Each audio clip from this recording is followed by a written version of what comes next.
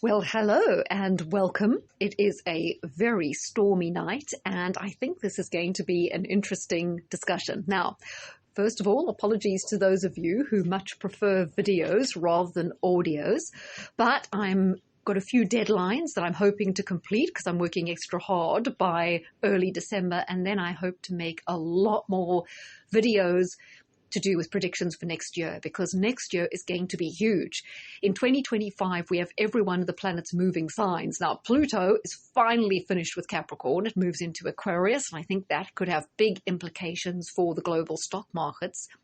We have Neptune moving into Aries, as well as Saturn moving into Aries, although these two do go kind of retrograde back and forth, but they'll be both moving back and forth over the Aries point, which is extremely explosive, being the first sign of the zodiac. We have Uranus, which is pretty much finished with Taurus. It's going into Gemini. I think there'll also be a retrograde. I mentioned Saturn and Jupiter, which is basically, it changes sign every year, so that's not as significant. But as I've mentioned to you before, we also have Mars in Cancer for this really significant amount of time. And if you want to hear about how that will affect you personally, there was also a podcast on that.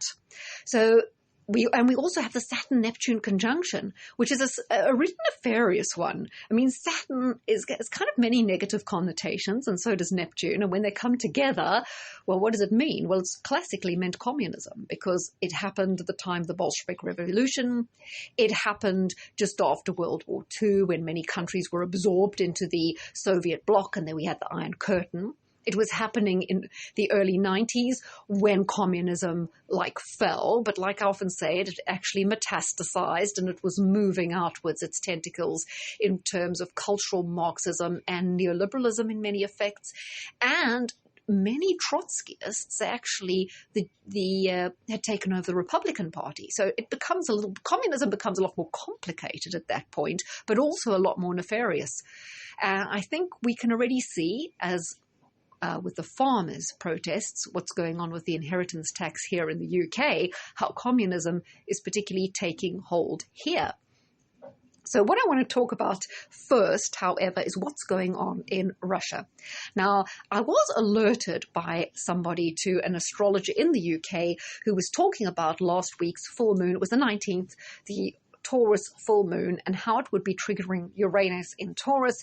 And because this guy was kind of a Kamala Harris fan who'd probably been predicting, like almost all astrologers, that she was going to win, I really did have quite a lot of fun recapping all these astrologers that were so sure she was going to win, and that we were going to have the first female president of color because of Pluto and Aquarius having to kind of eat their words. But they were thinking that this full Taurus moon that affected Uranus would also be affecting Trump's chart by virtue of the fact that Uranus is on his midheaven, and that could mean something for them. Perhaps, I don't know what they were hoping for, another assassination attempt that worked or something like that.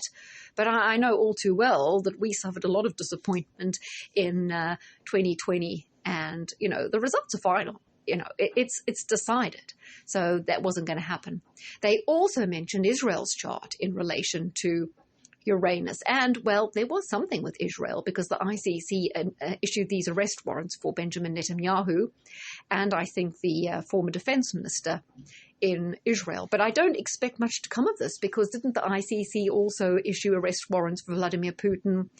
And he wasn't arrested. It's more of this paper tiger thing that happens with these international bodies. But no one was thinking about the fact that Uranus is on the descendant of Russia. Now, Russia's ascendant is around 29 Taurus, meaning 29 Scorpio, meaning the descendant is around 29 Taurus, which is very near Algol and also very near transiting Uranus, and it was triggered on the 19th. And what was happening just around then? Well, obviously, Biden had given the go-ahead for these Storm Shadow missiles to be launched, and subsequently they were launched by Ukraine, hitting targets in Russian territory. I don't know if they hit an important target. It really doesn't seem so.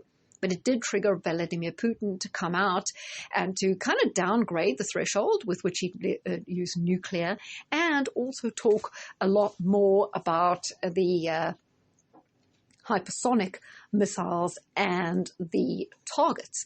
Now, what's quite interesting about this is if you've listened to this channel a long time, I've gone on and on about the importance of the position of Uranus right now in relation to war against Russia, particularly in relation to the Crimean War, historically speaking, with astrological transits, and in relation to Uranus being in the same position as it is now and will be again next year, to the Battle of Leningrad, particularly bloody one in Soviet history, and Operation Barbarossa, right? So I have always been expecting the escalation there to be an escalation with Russia and NATO. Now, I know a lot of other people were always thinking, it's going to be Iran. It's going to be the war against Iran. I've never astrologically been that, excited would be a bad word, but in terms of my predictions, I've never been going in that direction. I've always felt that it's going to be this clash between Europe and Russia that America will get dragged into, because we know Trump isn't really keen. He's always talked strongly against ceasefire in Ukraine, and Robert Kennedy has also spoken very eloquently about how this war in Ukraine is just a money boomerang back to the UK, because in effect all the money that gets lent to Ukraine lands up back in the pockets of the defense contractors like Raytheon and Lockheed Martin and all those, and Northrop Grumman. And he was also talking about how all these loans have contingencies or collateral, and they're collateralized with the farmland in Ukraine, which happens to be some of the most fertile, productive farmland anywhere in the world. And there are millions and millions of acres. So the fact that this farmland is collateralized indicates that as a condition of all these loans Ukraine is getting, the farmland will be sold to DuPont. What was the other? A couple of other companies, I think, linked to Monsanto, etc. But ultimately, all these companies, their main shareholder is BlackRock. So it is effectively the selling off of the land in Ukraine to BlackRock, which incidentally is very much similar to what's going on in the UK with the inheritance tax. Larry Fink is visiting Downing Street. The next thing, they're introducing this new inheritance tax law, which could result in many farms having to be sold to pay the inheritance tax. And, as I'll explain later, they'll eventually land up in the hands of BlackRock. Now, a while ago, I postulated that the amount this country raised in tax is negligible when you consider the nearly $3 trillion worth of debt and the immense amount of money. They talk about a 40 billion black hole. I mean, do me a favor. It's trillions of debt. And the interest payment on the debt is more than they spend on education. It's more than they spend on the military. It'll soon be the biggest spend. And there's no way that the tax money even begins to cover it. They take the most off individual tax, then it's corporation tax, then it's VAT kind of thing. It doesn't cover it. And I've always been wondering how this debt is collateralized, given that most of the assets of the country have actually already been sold off. Yeah, so most of the assets, the railways, British Airways, British Gas, British Telecom, the ports, pretty much even the buildings in Whitehall have already been either sold off or are under share and leaseback agreements. So what's left? Well, maybe it's the farms that are collateralized. It's our very homes that could be collateralized. That's why you're going to see an increasing amount of pressure on people to not just sell their farms, but their second homes. So all these smug people who are sitting there laughing, why won't the farmers pay inheritance tax, blah, blah, blah, which is ignorant, because the farm is a going concern. It's a business. It should be sold on and on. I mean, it's really stupid for it to be treated like the land as an asset, because it's almost a part of working capital, right? So the farm should be sold as a going concern, but never mind that. They're coming for those people next, because they're coming for their second homes. Next thing, they'll be making it so difficult to own your own home that there'll be some sort of, I suppose it'll be so burdensome to make all the changes to make your home eco-friendly. People will sell their homes, right? And then they'll be looking to buy new homes. It'll be difficult. They'll have to lease them, because maybe the green homes you won't be able to buy. You'll just have to rent them. So you can see they're coming for everyone down this track. And I believe, like with Ukraine, the debt is already collateralized in terms of on the actual land that we think we own. Now, let's go back to Russia. So these Storm Shadow missiles were approved for use. But now the thing is, the Ukrainians don't have the necessary skills to set them up. So I believe other people have mentioned many times that members of the British Armed Services need to be there to set up the missiles. And the missiles are guided using technology that's based in Washington. So the Ukrainians cannot use them unilaterally. So in effect, when they're being fired, they are being aided and abetted by the UK and US, which is almost like a declaration of war on Russia.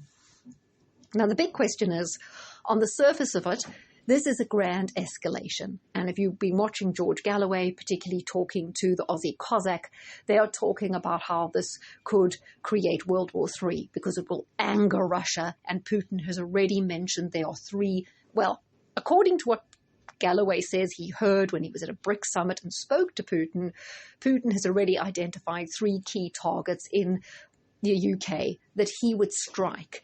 And Galloway also went on to say, which I think is a very reasonable point, if Russia did strike targets in the UK would not be able to rely on their best friends like America to come to their aid, and certainly no other NATO country would come to their aid. France is not going to strike back Russia on their behalf, and America would probably think, well, too bad, too sad, never mind.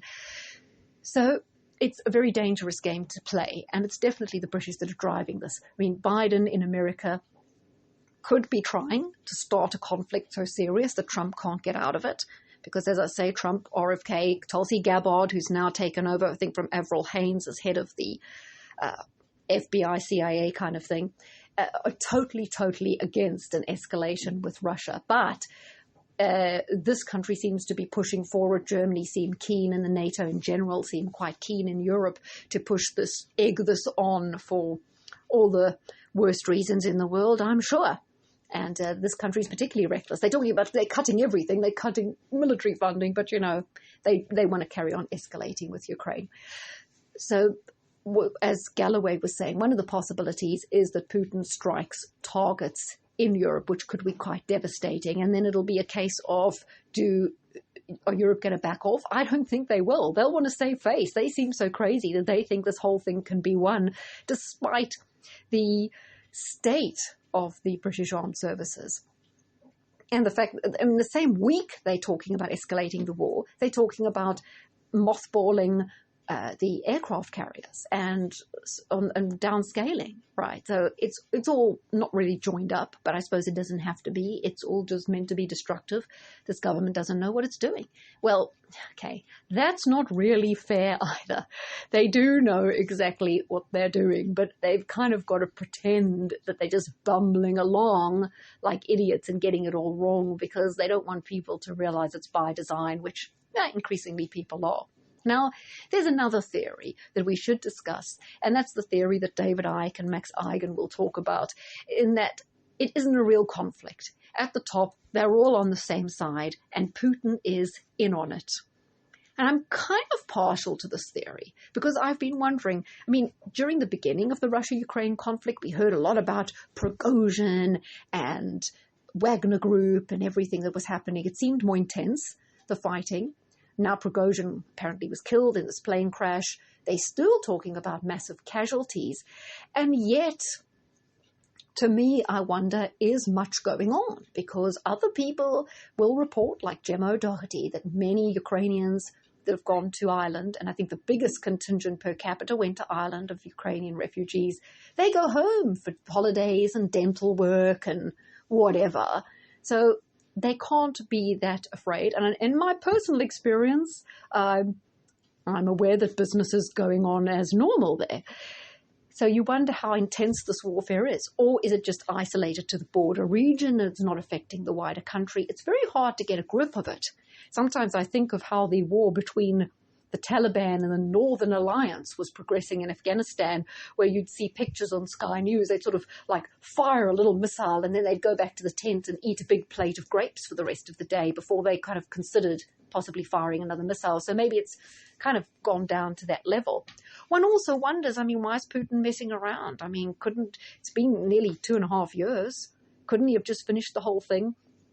So I do have some questions there.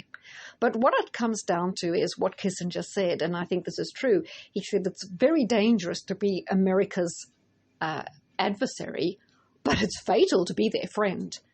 And you can apply this because we know Saddam Hussein was once an ally of America when they were fighting against Iran for all those years in the 80s. There was a time Gaddafi was an ally. I remember Tony Blair out there meeting him. There was time the Shah of Iran was an ally of America. The South Vietnamese were once allies of America, and the West more broadly. But all these people seem to get thrown under the bus. So if Putin is coordinating with them and carrying on a facade of a war for some unknown reason, it's a very dangerous game for him to play because they will probably take him out at some point.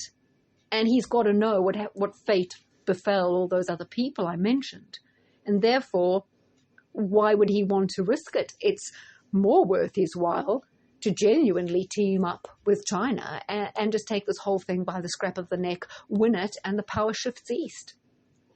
So I think it's in Putin's interest, ultimately, not to play along. I mean, you could have even extended it because some people have theorized that at some point, somewhere along the line, Hitler was in on it. And it wasn't, not all of that war was authentic, but he got taken out in the end anyway. So you really don't know what side people are playing. But I believe at the end of the day that Putin will decide that he's going to get bumped off even if he plays the game or if he's playing the game. And therefore, he may as well climb in and make sure that he comes out on top. Very interesting to know how Donald Trump is going to handle it when he comes in. But he's made so many promises. He's going to have so much to deal with domestically, and I think that's where they might distract Trump. One of his biggest headline policies is the deportations. He's talking about 30 million. Most people who voted for him are very keen on that policy because it affects them at home. They may not be very cared about what happens in Ukraine or other countries. And I believe that to a large extent, this is going to prove impossible. If people are currently incarcerated, you might be able to get rid of them. If they're currently in some sort of holding facility or on the radar, you might be able to get rid of them quite easily. But once you start getting to situations where you've actually got to go into an area and grab hold of these people, arrest them and drag them off, potentially kicking and screaming, children, women involved, could be weapons involved, guns going off, someone gets shot. You can just imagine the media swarming in and making this like Armageddon, really. The media are going to have all these pictures of the devastated families, and they'll always focus on the children, and they'll pull on people's emotional heartstrings, and soon they'll have riots of people or protesters descending to stop them. I mean, you think of these scenes on British Airways or some of the planes where they try and deport someone and the whole air cabin crew protest and they ground the plane and the passengers all join in and everyone joins together to stop one person being deported. It's going to be an absolute abortion. I don't think there's any way they are going to be able to deport millions. Just think of the logistics of that. Even if you can find these people and bring them into custody, they're not going to go willingly. They're going to do everything they can to escape, to hide. It's not going to be easy because they know what they're up against, right? And then you're going to have to, get them all on planes willingly? What if the pilots refuse to fly? There's so many permutations and problems and then there's the sheer scale of the numbers and amount of transport planes needed to enact this, and against a backdrop of a media who are whipping the public into a frenzy, against the backdrop of so many people who've already been brainwashed to believe Trump is Hitler or whatever they think.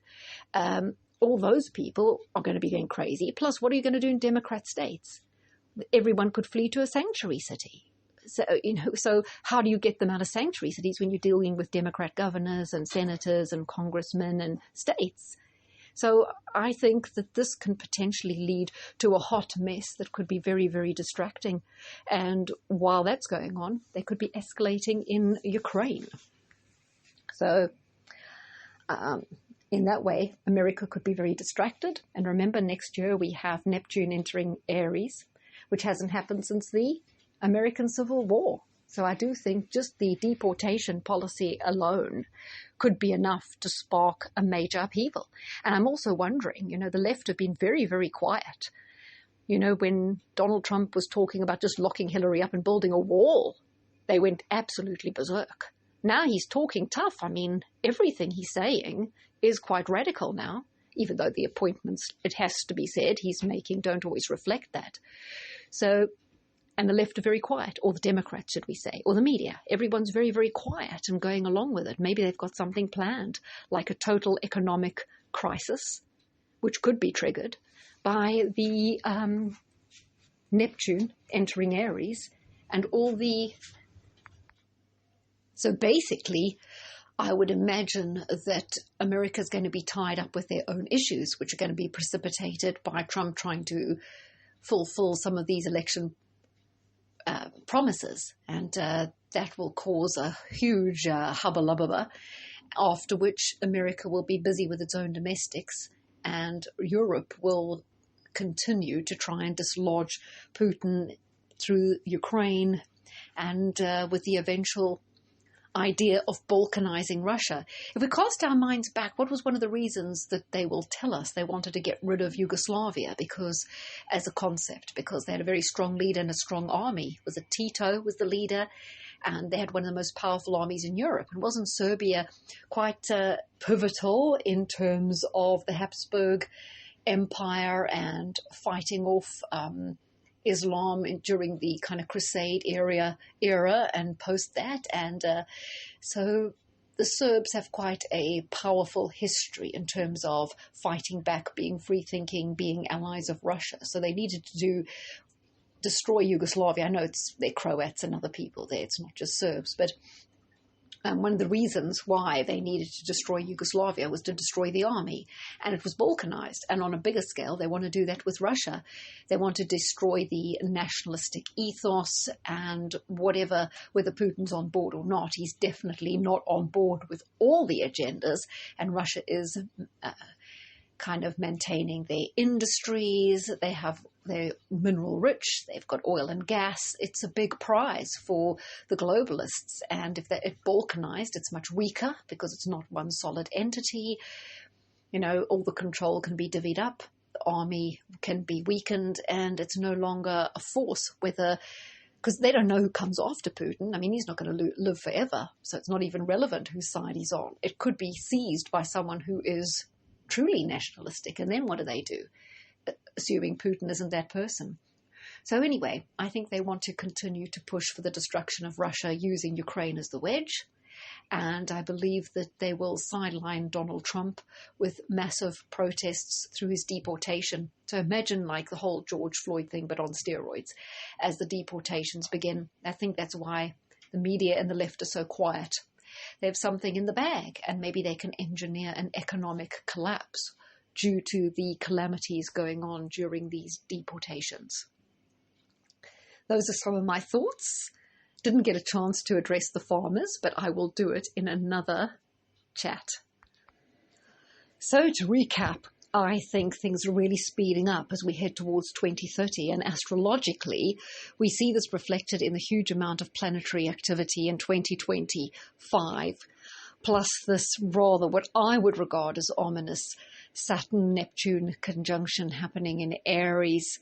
And I will be doing a few more things on that, comparing it to past history, because quite a lot of fascinating insights, which I think it'll give us all a little clues to what we can be looking after. I don't want to be too pessimistic, but let's brace ourselves, because I think a lot more people have really got to wake up. I would end off by saying one of the problems in the UK here is way too many people are still very, very comfortable financially. An awful lot of money is washed into the system, particularly during the Blair years, and I'm not quite sure I can define why, because apparently the UK economy was worth more than China's plus India's combined in 1997. And now we're about to sort of drop out of the top 7, particularly with the way things are going under Labour, which is just like a totally communist planned economy, you know. Everything to do with green energy is a planned economy. This is not driven by market forces, by supply and demand. This is driven by the government and public-private partnerships, which is all about communism. But I see our economy further flatlining, and yet it's still awash with money, and a lot of people have cash. And unfortunately, a lot of people are involved in what Catherine Austin Fitts calls jobs that are building the prison. And until they step away from the money, but materialism, you know, the truest thing in the world is that money is the root of all evil, and it truly is, because so many people are still earning so much money and feeling so comfortable that they are not going to rock the boat. And until they feel a bit uncomfortable in some way, I don't think we're going to see any progress. So anyway, I said that's the end of this one, but I do want to definitely talk about the farmers in relation to some questions I have regarding why they're not getting better advice from their accountants. But anyhow, we will discuss. Hope you're all well, and hope you have a good week as we end off November. Head off to Thanksgiving for you Americans. Happy Thanksgiving. And to everyone else who's listening, happy end of November as we head off into December.